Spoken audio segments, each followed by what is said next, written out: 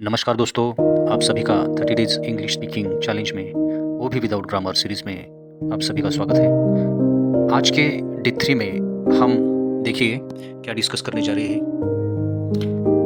आज डे 3 में हम डिबेट चर्चा और ओपिनियंस राय कुछ अभ्यास करेंगे। इन दोनों चीज़ की एक डिबेट और ओपिनियंस। इसमें सहमत असहमत होना, कारण बताना और काउंटर आर्गुमेंट ये स्किल सीखेंगे। इससे आपका कॉन्फिडेंस और मनाने का जो पर्सुएसिव पावर है उसका अभ्यास करेंगे। तो शुरू करते हैं सेक्शन ए।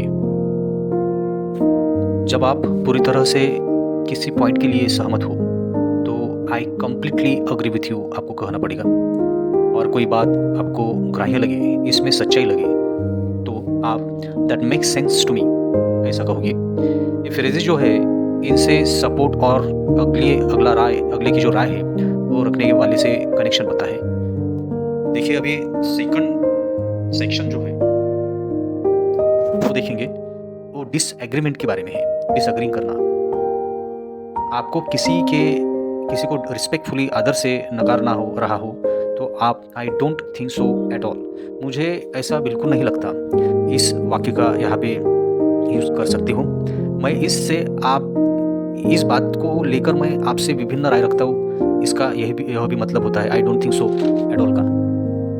उसके बाद में देखिएगा I respectfully disagree with your statement, ये भी एक आप स्टेटमेंट यहाँ पे यूज़ कर सकते हो। मैं आपके कथन से विनम्रतापूर्वक असहमत हूँ, इस मामले में हमारे विचार अलग अलग है, ये इसका मतलब होता है I respectfully disagree with your statement. इस तरीके से आप अपना डिसएग्रीइंग स्टेटमेंट रख सकते हो। तो चलिए आगे के सेक्शन की तरफ चलते हैं। सेक्शन 3 गिविंग रीजंस की तरफ बढ़ते हैं। Whenever you agree or disagree, add a reason। जब भी आप चाहे सहमत अग्री हो या असहमत डिसअग्री हो, उसमें कारण बताना है। इससे कन्वर्सेशन जो है, संभाषण में क्लैरिटी आएगी और इफेक्ट भी आएगा।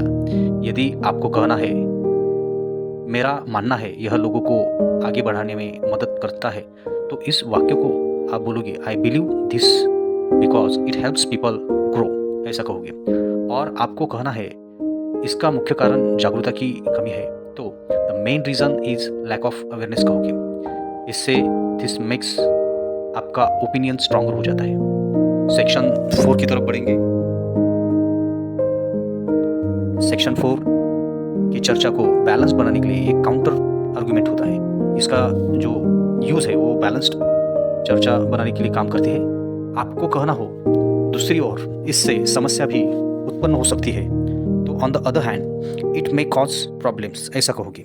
कभी आपको लगा कुछ गड़बड़ है फिर भी आजमाना चाहिए, तो उस सिचुएशन में आप बोलोगे still I believe it's worth trying. अब सेक्शन 5 की तरफ चलते हैं दोस्तों। सेक्शन 5 में हम एक्सप्रेसिंग ओपिनियंस, राय रखने की बात करेंगे।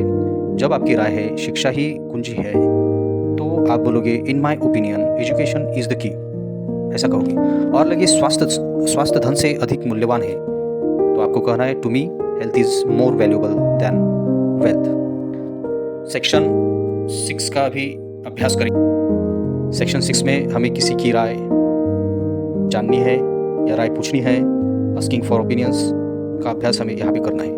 आप इसके बारे में क्या सोचते हो, तो what do you think about this, ऐसा आपको कहना पड़ेगा।